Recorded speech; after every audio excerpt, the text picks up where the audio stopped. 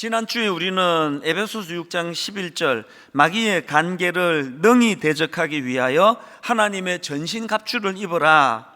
여기 나오는 전신갑주는 군인들이 입는 갑옷과 투구라고 말씀을 드렸는데요, 사도 바울이 그 당시 로마 군인들의 완전 군장한 모습을 매개로 해서 이 너무나 치열한 영적 전쟁, 영적 싸움 중에 있는 우리 그리스도인들이 그 영적 싸움에서 승리하기 위해서 갖추어야 될 6가지 항목들을 이제 로마 군병들의 군장에다가 빗대어 가지고 그렇게 이제 설명을 하는데요, 그 6가지가 이렇습니다. 진리의 허리띠, 의의 호심경, 평안의 복음의 신발, 믿음의 방패, 구원의 투구, 말씀의 검, 이렇게 6항목을 제시하는데 지난 한 주간 동안 특별 새벽 부흥회를 통해서 이제 한 항목씩을 다 살펴보았고요. 이제 오늘은 맨 마지막 6번째 항목인 이 말씀의 검, 이 말씀의 검에 대해서 살펴보려고 합니다.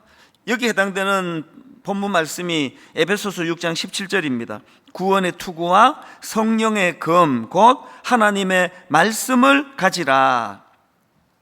제가 이 하나님의 말씀을 가지라는 이 말씀을 묵상하고 또 여러 책도 보고 자료도 보고 하니까 이 말씀에서 너무나 소중한 한 가지 포인트가 이구동성으로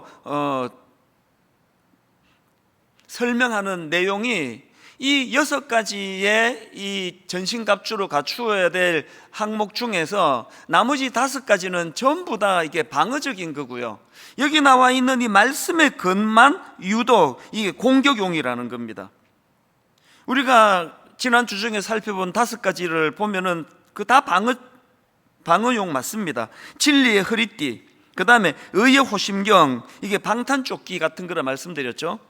그 다음 평안의 복음의 신발, 또 믿음의 방패, 또 구원의 투구, 이 전부 다 방어용 아닙니까?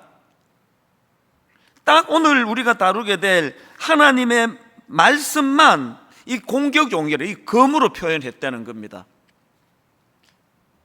이게 보통 좀 조화를 이룬다고 생각하면은 6가지 항목을 드러내면 방어용 한 3가지, 또 공격용 한 3가지, 이렇게 조화를 이룰 것 같은데 지금 완전히 이게 치우치지 않습니까? 5가지는 다 방어용이고 공격용은 딱 하나인데 그게 하나님 말씀입니다. 이게 뭘 의미하겠습니까? 그만큼 이 말씀이 가진 강력한 능력, 말씀이 가진 강력한 힘, 이걸 좀 강조하는 것이지 않을까, 제가 그렇게 이것을 생각해 보았습니다. 이런 맥락에서 교회가 가질 모든 역량을 가지고 해야 되는 거는 예배를 살리는 일이고 말씀을 살리는 일이고 기도를 살리는 일인데요, 이것들이 어우러지면 너무나 강력한 영적인 공격용 무기, 상대방을 완전히 제압하는 공격용 무기가 되지 않을까, 그런 생각을 합니다. 특별히 그 중에서도 이 말씀, 이게 성경이 그것을 지금 우리에게 가르치고 있지 않습니까? 공격적으로 결국은요, 싸움은, 전쟁은 수비 아무리 잘해도 결국은 공격 잘하는 팀이 이기는 거 아닙니까? 근데 이게 딱 하나 말씀이면 된다는 겁니다. 이런 점에서 오늘날 저나 또 많은 목회자들이 귀담아 들어야 될 중요한 메시지가 있다고 생각합니다. 교회는 여러 가지 요소를 다 갖추고 있어야 되지 않습니까? 친교도 해야 되겠고 여러 가지 것들이 다 있지만, 그러나 사실은 그 나머지 것들은 다 부대적인 거고 말씀을 가르쳐야 된다는 겁니다. 그렇지 않으면요, 주일학교 열심히 애들 잘 키워봐야 크면 다 뺏깁니다. 말씀이 없는데 그 영적 싸움에서 어떻게 승리할 수 있겠냐고요. 예를 들면은 요한복음 6장에 오병이어의 기적이 나오는데요, 이 사건 다 아시죠? 그 작은 어린아이 도시락으로 이것저것 다 합하면은 추정컨대 10,000명이 넘는 사람들을 이 어린아이의 작은 도시락 그 재료를 가지고 그런 기적을 베풀었다. 그랬더니 수많은 사람들이 열광을 하는데요, 그 진리 때문에 열광하는 거 아닙니다. 신기한 거 구경하고. 그래서 이제 그렇게 열광하는 그 사람들에게 예수님이 진리의 말씀을 가르치시니까 어떤 일이 일어나느냐, 다 떠나는 거예요. 요한복음 6장 66절을 보십시오. 그때부터, 주님이 말씀을 가르치는 그때부터 그의 제자 중에서 많은 사람이 떠나가고 다시 그와 함께 다니지 아니하더라. 여러분, 이게 현실인 겁니다. 이 딱 오늘 교회를 보는 것 같지 않습니까? 그 주일학교 애들에게 그렇게 뭐 간식 주고, 우리가 자랄 때는 뭐 놀이도 없고 TV도 없고 먹을 것도 없으니 교회 가면은 막, 그래서 온 동네들이 교회 다 모였습니다. 여름 성경학교 같은 거는 막 안 믿는 애들도 손꼽아 기다렸고, 크리스마스 뭐 이브 같으면 동네 사람들이, 그저께도 제가 옛날 드라마를 보니까 그 안 믿는 사람들끼리 그 크리스마스인데 교회 가서 떡 받으러 가야지, 그런 대사가 있더라고요. 그럼 무슨 소용입니까? 북적북적거리면서 영국 구경하고 게임하고 뭐 수박 깨트리기 하고 다 하고, 이제 말씀을 안 가르치면은요 다 떠나요. 그 자선 사업도 아니고. 이 교회가 회복이 돼야 되는 건 진짜 중요한 건 말씀입니다. 분당 우리 교회가 학교를 빌려서 교회를 개척하고 났더니 이모 주중에는 아무것도 못했거든요. 아이들 학교가 지금 이게 수업이 되는데 교회에서 뭘 하겠습니까? 이 등급만이 뭐 본당 하나 가지고. 그래서 저희는 달력에 빨간색 뭐 공휴일 뭐 아무것도 못했습니다. 그래서 모임은 전부 집집마다 돌아다니면서 제자 훈련도 돌아다니면서 하고, 모임도 뭐 다 그렇게 했는데요, 지난 18년 19년을 되돌아보면서 제가 처절하게 깨달은 건요, 체육대회 안 해도 지장이 없더라는 거예요. 교회가 그냥 막 자리가 많아가지고 먹고 마시고 잔치하고 이러면 그 친교 코이노니아 굉장히 중요한 요소지만, 저희는 그걸 안 하고 싶어서 안 한 게 아니라 못해서 안 했는데요, 지금 와서 보니까 그게 뭐 아쉬운 점은 있지만 전혀 지장이 안 되더라는 거예요. 그래서 너무나 이제 다른 걸 할 수 없으니까 아이들이 이제 여기 학생들이 주일날에는 학교를 안 오니까 막 예배에 모든 걸 다 걸자. 오히려 더 부흥하게 되더라는 겁니다. 교회는 이 6가지 항목 중에서 다 방어용인데 공격하는 것 딱 한 가지, 하나님의 말씀이다. 여기에서 오늘 우리가 참 많은 생각을 하게 만든다고 생각을 합니다. 그래서 저는요, 오늘날 교회는 오병이어 기적 보고 떡 먹고 막 기분 좋고 우와 막 열광하다가 예수님이 진리의 말씀을 가르치니까 다 떠나버리던 그런 상황 속에서 베드로와 같은 인물을 길러야 된다는 겁니다. 66절을 보십시오. 예수님께서 말씀 전하니까 다 떠나버리는 그 상황 속에서 제자들에게 이런 질문을 던집니다. 요한복음 6장 67절, 예수께서 12 제자에게 이르시되 너희도 가려느냐? 그랬더니 68절, 시몬 베드로가 대답하되 주여 영생의 말씀이 주께 있사오니, 영생의 말씀이 주께 있사오니 우리가 누구에게로 가오리까?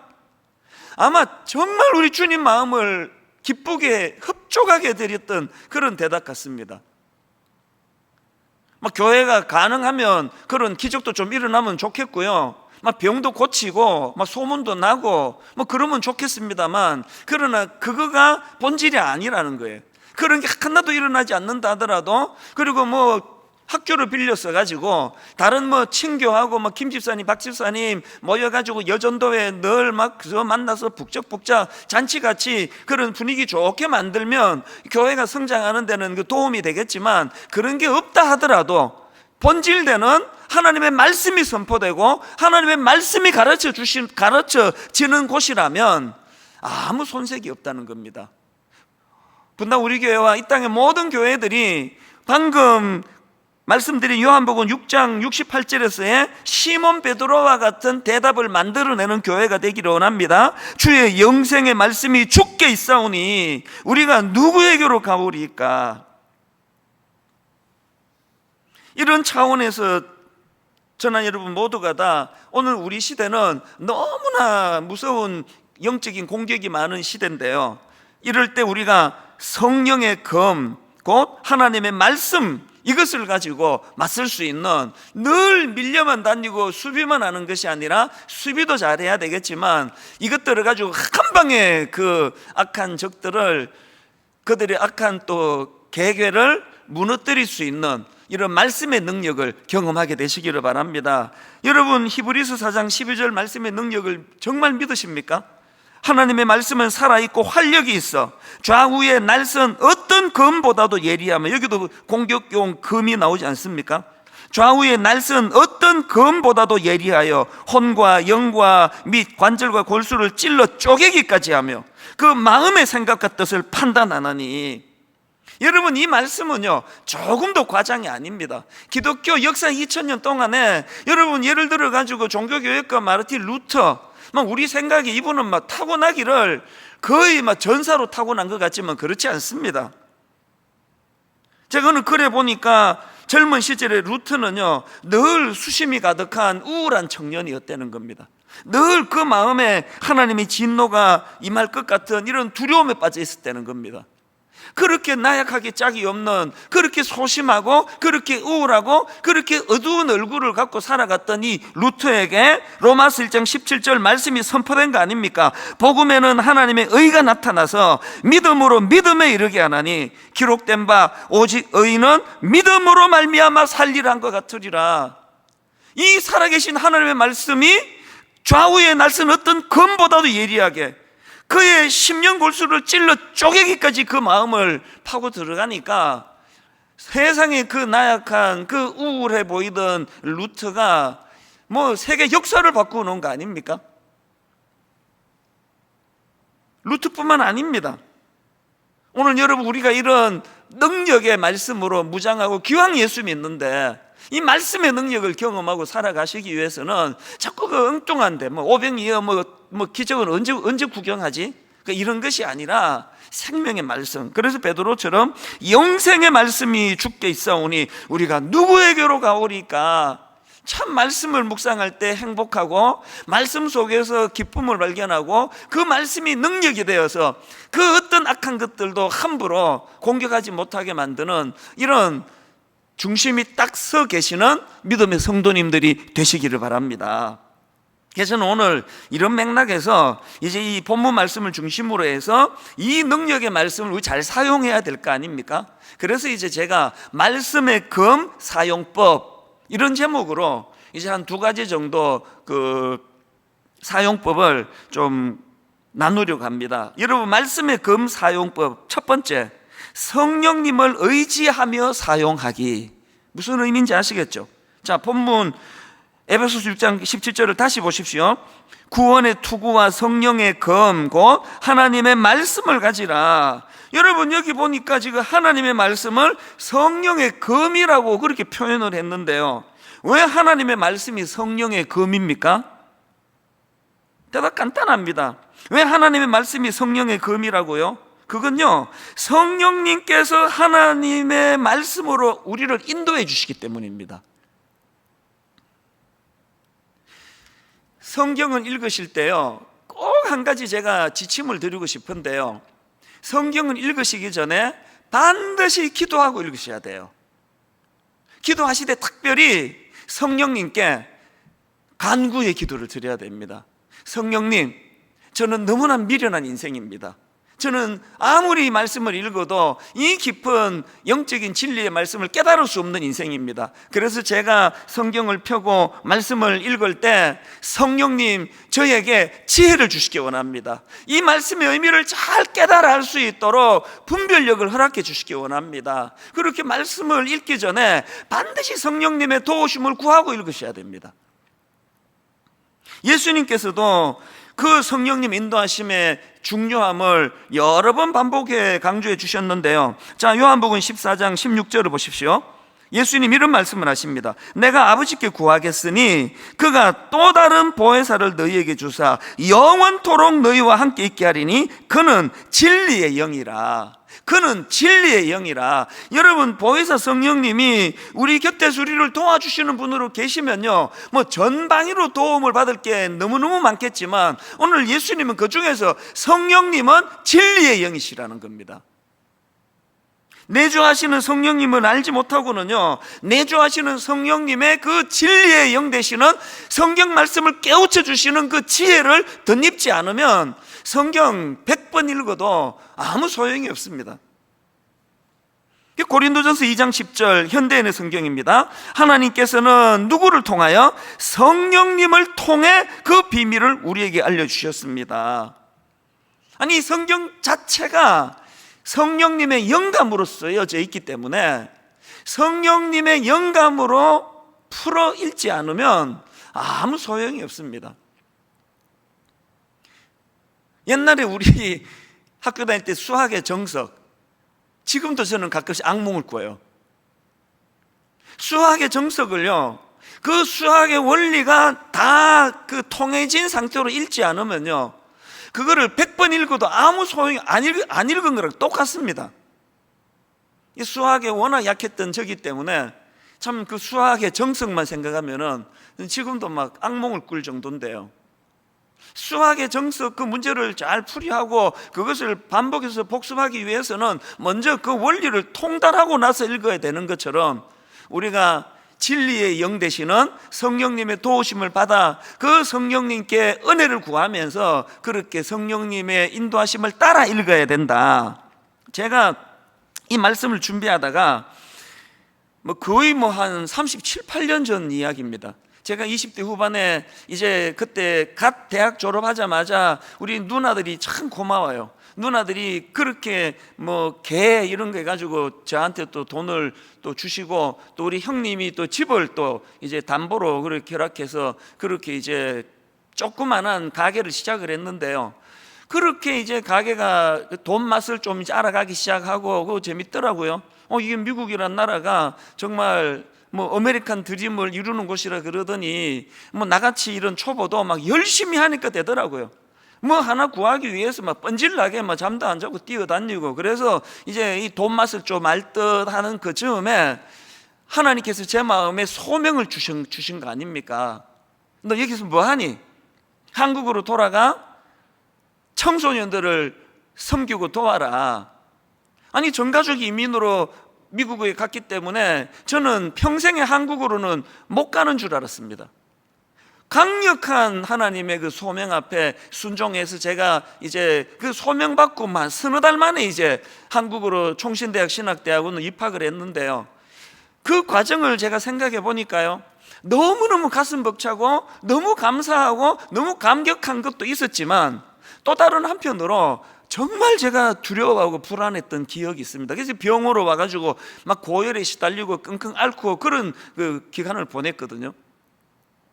왜 그렇게 불안했느냐? 여러분 생각해 보십시오.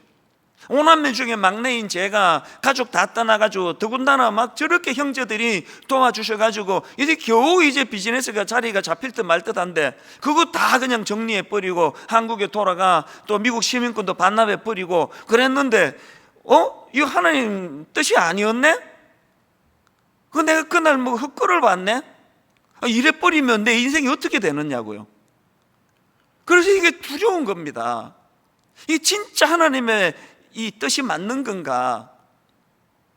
그래서 제가 마음에 그 두려움을 가지고 성경을 읽어야 되겠다고 결심을 한 거 아닙니까? 창세기부터 요한계시록까지 전체를 제가 일독을 하면서 하나님 뜻을 좀 분별해야 되겠다. 이건 100% 성령님이 주신 지혜라고 저는 생각합니다. 제 머리에서는 그렇게 나올 수가 없습니다. 그 당시 제 어린 생각으로는.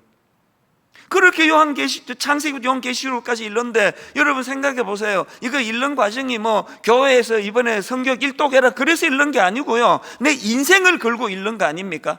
내 인생이 지금 장래가 달려있는 문제니까 얼마나 절박하게 은혜를 구하면서 읽었겠냐고요. 그렇게 쭉 읽어가다가 하나님께서 마음에 확신을 주셨기 때문에, 확신 없는데 제가 그 모든 걸 다 내려놓고 포기하고 할 수가 있겠습니까? 그리고 얼마나 그 확신이 제게 강렬했으면 세상에, 내가 여러 번 얘기했지만 아니 지금 내가 역이민을 생각하고 돌아오는데 김포공항에 도착해서, 그 당시에 김포공항에 도착해서 그날 밤에 어디서 잘 계획조차도 안 세우고 간 거 아닙니까? 진짜 무모한 결정이었던 것 같아요. 그런데 여러분, 제가 오늘 이 말씀을 준비하다가 너무너무 가슴이 뜨거웠던 거는 그렇게 하고 37년이 지났거든요. 지난 37년의 내 인생은요, 컴퓨터가 자로 재는 듯이 가르쳐주는 그 길로 간 것 같아요. 단 한치 오차도 없었습니다. 이렇게 어리버리한 제가 한국에 돌아와 만 10년 그 귀한 우리 청소년 아이들, 내 평생의 재산이에요. 요즘도 제가 청소년 사역 시절을 생각하면 막 뭉클뭉클합니다. 저 똑똑한 애들이 보통 애들이 아니거든요. 이 나같이 어리버리한 이런 지도자를 목사라고 그렇게, 그저께 제가 이런 생각을 하다가 울컥했던 게요, 10년간의 청소년 사역을 다 마치고 그때 마지막으로 고3 부서, 입시생 부서를 제가 마지막으로 맡았었는데요, 이제 아이들을 이제 2월 마지막 주에 졸업 예배를 이제 졸업 예배로 애들 졸업을 시켜주고 3월 첫째 주부터 이제 분당 우리 교회 예비 모임을 예배를 정식으로 그때 시작을 했거든요. 2월 마지막 주를 생각하는데 이렇게 울컥해지는 겁니다. 맨 마지막, 저의 청소년 사역 10년을 총 정리하는 맨 마지막 예배 때 제가 그 아이들 고3 예배실로 쑥 들어갔더니 벽이 노란 포스트잇으로 도배를 한 거예요. 그 한 항목 하나면 그걸 내가 다 거두지 못한 게 너무 안타깝습니다. 이찬수 목사님과 함께한 시절에 이게 너무 감사했습니다. 나는 저것이 너무너무 기뻤습니다. 그 아이들이 물론 누군가가 이제 제안을 해서 시켜서 한 거겠지만요, 아이들 그 고3 부서실 벽이 그렇게 포스트잇으로, 노란 포스트잇으로 그렇게 한쪽 벽면이 도배가 돼 있는 것을 보면서 그저께 제가 이 말씀을 묵상하다가 너무 마음이 울컥한 거예요. 이 어리버리한, 아무것도 준비가 안 된, 아니 지금 귀국하고 김포공항에 내려가지고 그날 저녁에 어디서 잘 계획조차도 안 세우고, 그래서 마중 나온 내 친구한테 너무 궁색한 그 며칠간의 신세를 지는 이런 글로 시작한 어설프기 짝이 없는 저의 여기민 생활이었는데, 지난 37년은 너무나 정확하게 한 치에도 오차도 없는, 이게 성령님의 인도하심이 그거예요. 성령님의 인도하심을 성경을 통해서 더 씌워질 때 거기에 온전한 하나님의 인도하심이 나타나게 되는 줄로 믿습니다. 그래서 요한복음 16장 13절, 그러나 진리의 성령이 오시면 그가 너희를 모든 진리 가운데로 인도하시리니, 이 말씀을 믿는 정도가 아니라 여러분의 인생길 가운데 이 말씀을 늘 누리면서 경험하시면서 맛보시면서 살아가시는 믿음의 성도님들 되시기를 바랍니다. 그런가 하면은 두 번째로 그 말씀의 금 사용법, 두 번째, 묵상하고 실천하며 연마하기. 여러분이 연마라는 말 아시죠? 사전을 찾아보니까 학문이나 기술 따위를 힘써 배우고 닦음 이렇게 돼 있는데요, 하나님의 말씀도 마찬가지예요. 말씀이 불완전한 게 아니라 이 말씀을 연마하지 않은 우리들의 연약함을 깊이 돌아보셔야 됩니다. 17절 말씀을 다시 한번 보십시오.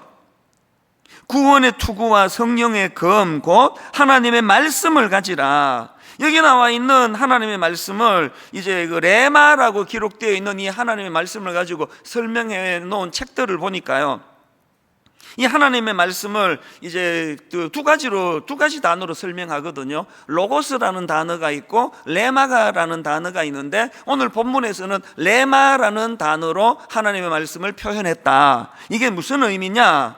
흔히들 이제 이 로고스와 레마의 차이를, 로고스는 객관적인 진리의 말씀이다, 또 이 우주 전체가 이렇게 가변적이고 혼란이 많은 이 시대에, 이 세상에 흔들림 없는 중심을 잡아주는 그런 객관적인 진리의 차원에서의 말씀을 강조할 때 이게 로고스라고 설명을 한다.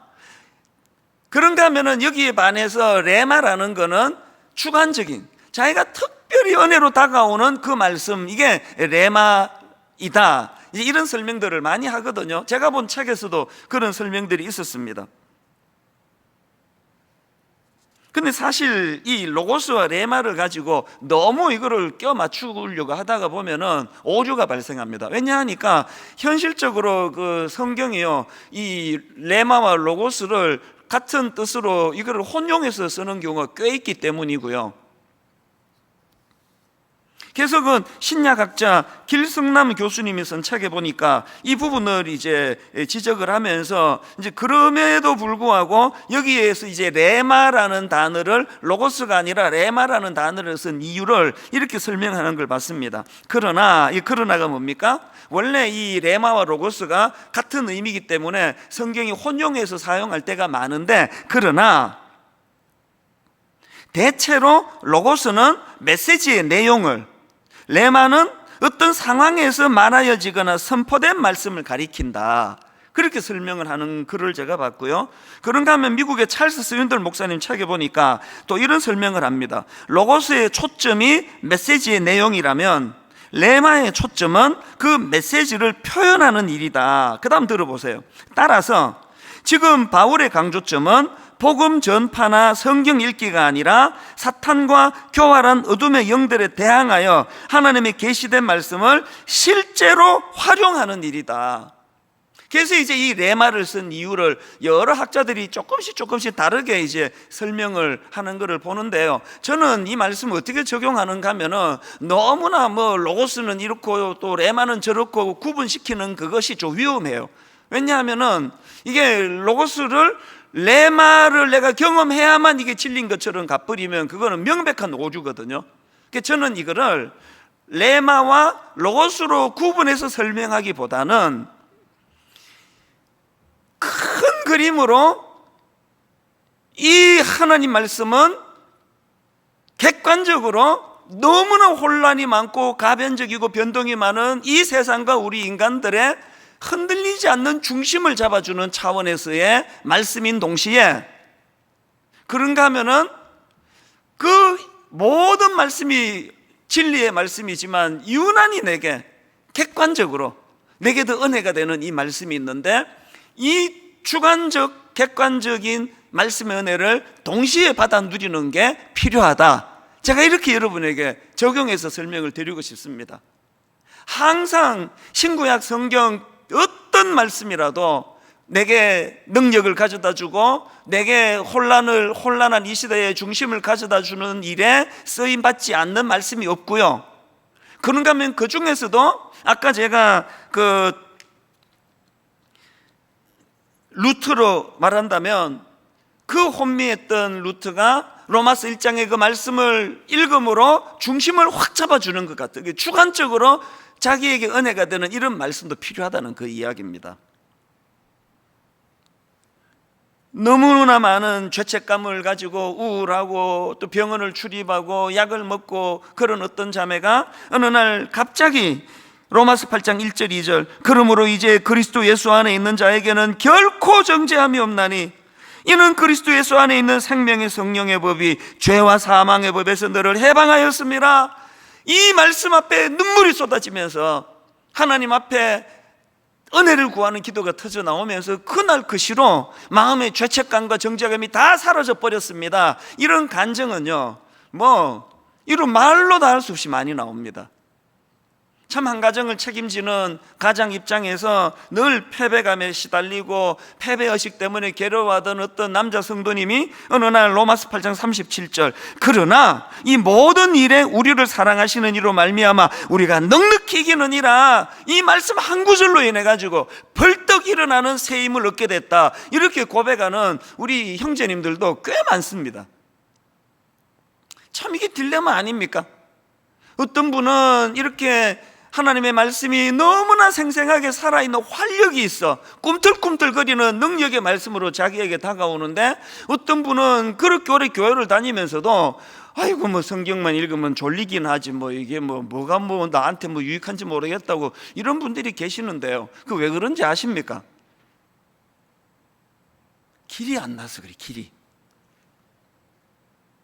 제 막내 아들이 지난주 월요일날 군에 입대를 했거든요. 저는 이제 이번 특세는 거의 날품팔이처럼 하루 벌어 하루 사는 것처럼 월요일날 막 수면 한 3시간씩 자면서 월요일 설교 준비해서 화요일 새벽에 쓰고 화요일 또 한 3시간 자면서 또 이제 수요일 쓰고 이러면서 일주일을 보냈기 때문에 어제는 정말 괴로운 시간을 보냈거든요.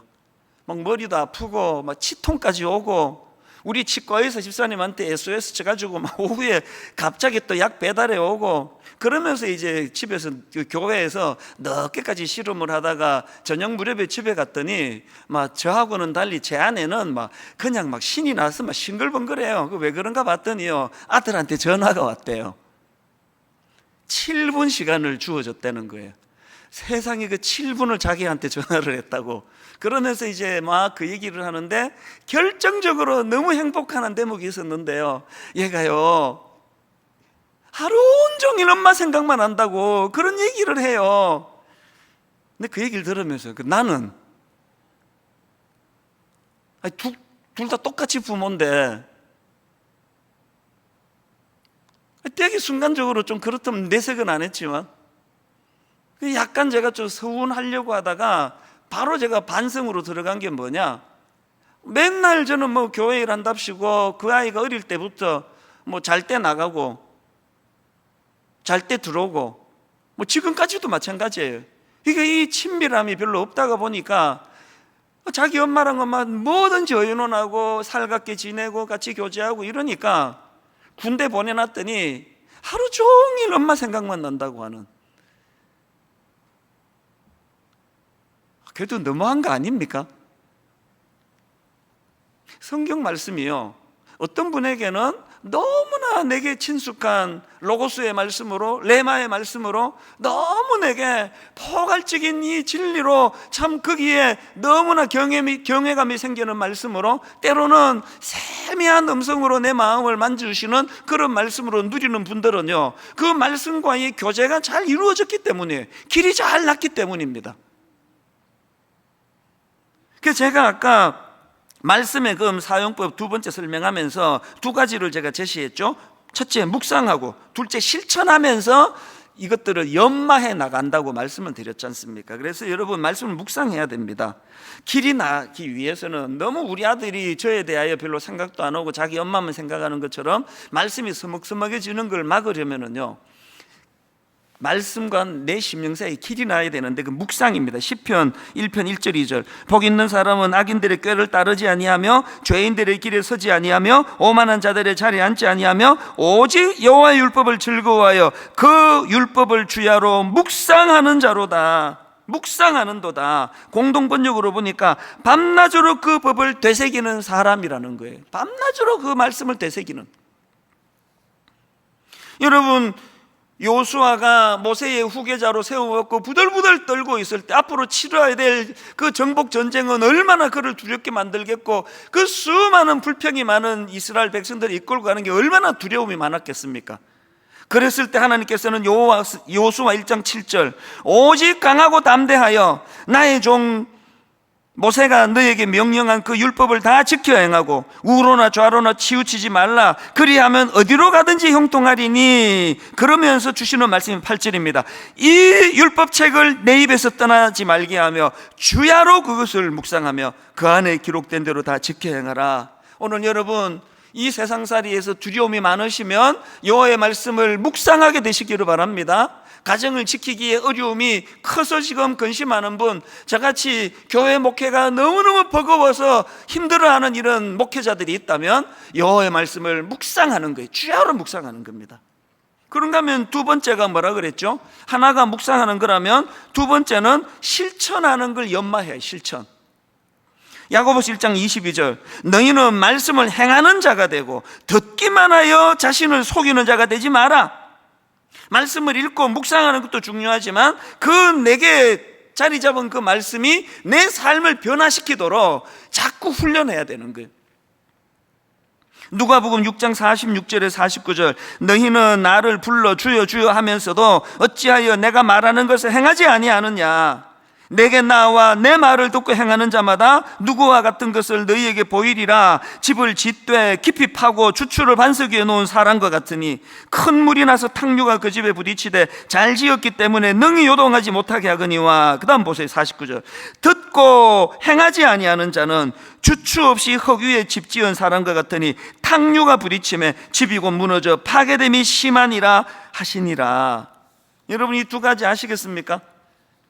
묵상하는 거예요. 그 묵상과 말씀을 삶 속에 실천하는 겁니다.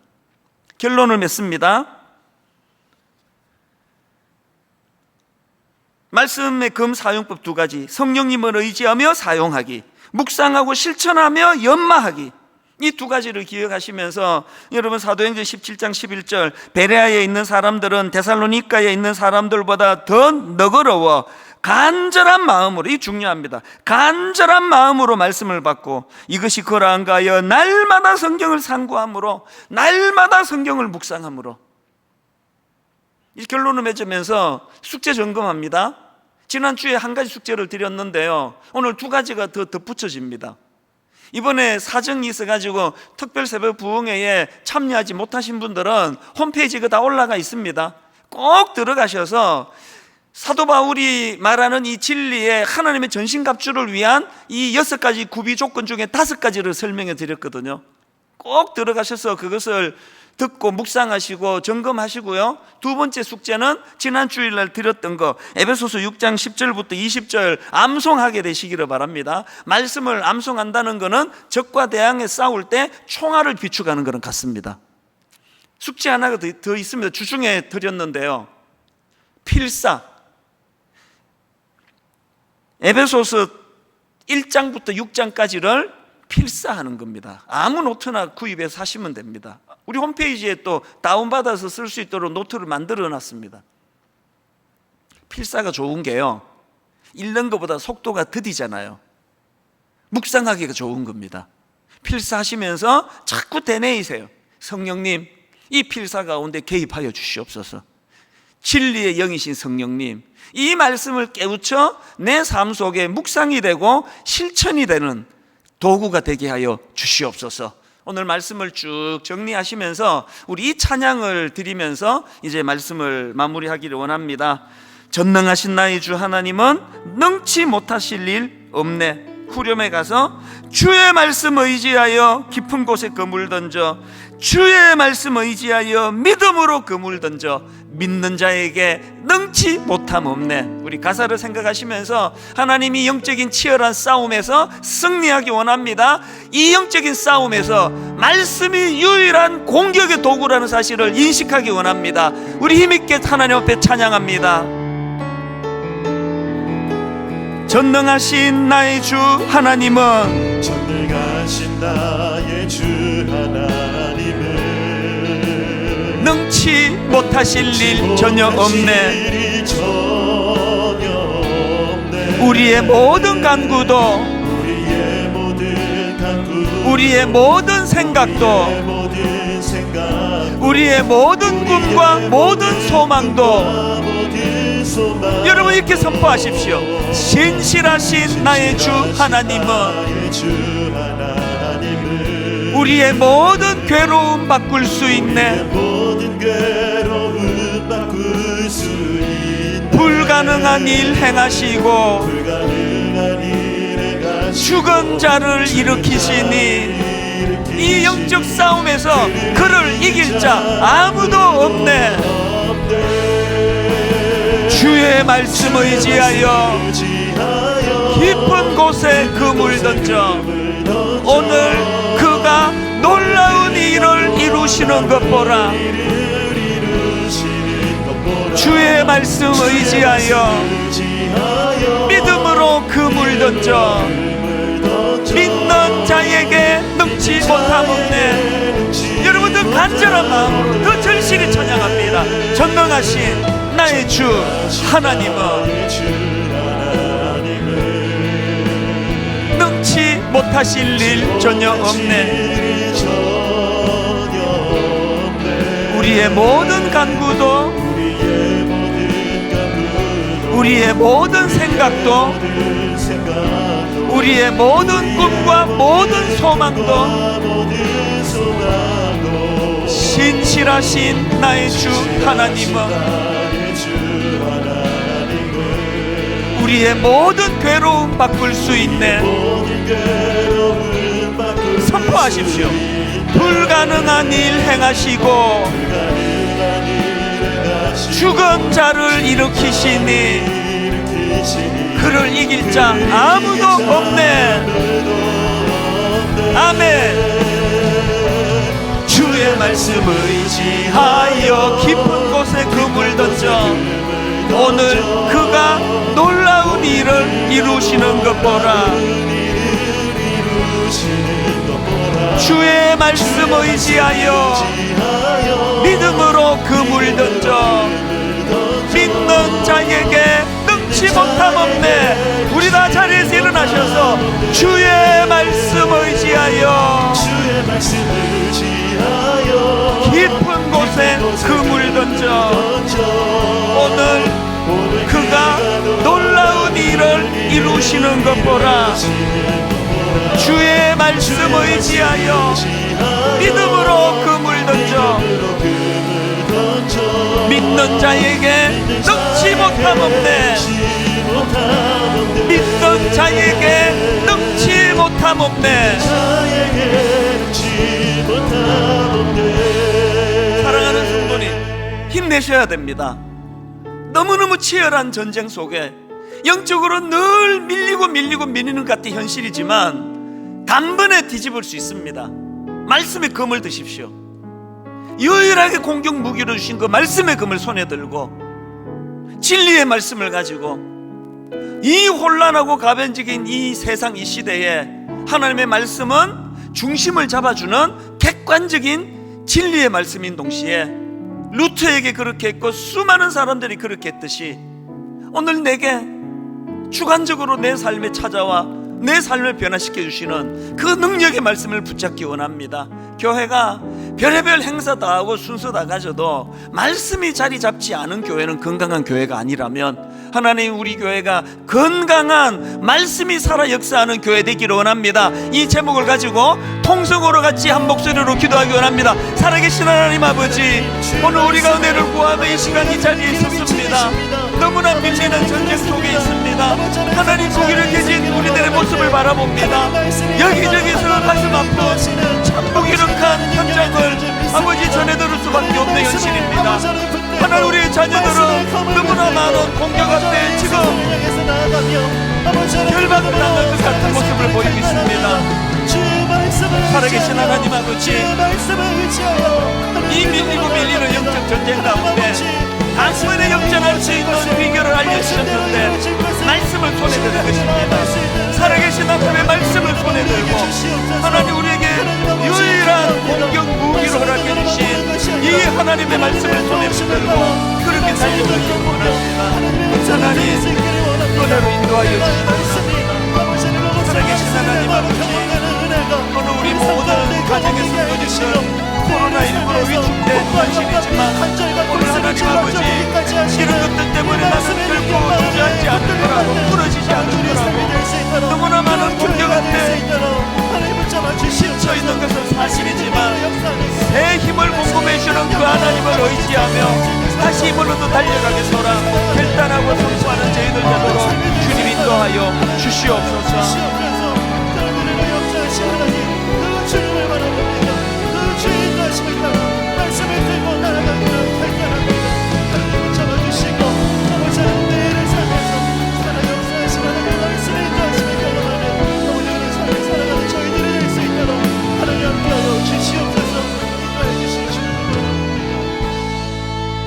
우리에게 주신 이 생명의 말씀을 소중히 여기지 못한 죄를 용서하여 주시고 우리에게 악한 적들을 아버지 공격하는 공격용으로 유일하게 주신 이 공격용 하나님의 말씀을 잘 사용하지 않은 죄를 용서하여 주시기 원합니다. 그저 성경을 읽을 때 내 멋대로 읽었던 것도 용서해 주시고 성령님을 의지하며 진리의 영 되시는 성령님을 의지하며 이 말씀을 읽기를 시작하는 그런 저희들이 되도록 인도하여 주시옵소서. 하나님의 말씀으로 참 유무상통하는 그 하나님의 마음을 헤아려 드리고 하나님의 뜻을 분별할 수 있는 이런 은혜를 말씀을 통해 공급받게 하여 주시옵소서. 지속적으로 말씀을 묵상할 수 있도록 도와주시고 그 묵상한 말씀을 삶 속에 실천할 때 부족한 저희들도 주님 닮은 성화가 이루어져 가게 되는 줄 믿사오니 하나님 말씀을 묵상하고 상고하고 실천하려고 몸부림치는 그 애씀 속에 성령의 강한 역사가 일어나게 하여 주시옵소서. 이번 한 주간 동안도 참 지치기 쉽고 마음에 초조함이 찾아오기 쉬운 일상 여세동의 삶이지만 오늘 주신 말씀의 능력을 경험하는 이 기대감을 가지고 한 주 문을 열고 또 한 주를 잘 마무리할 수 있도록 성령님께서 인도하여 주시옵소서. 그 길로, 그 은혜의 길로 인도하여 주시기를 원합니다.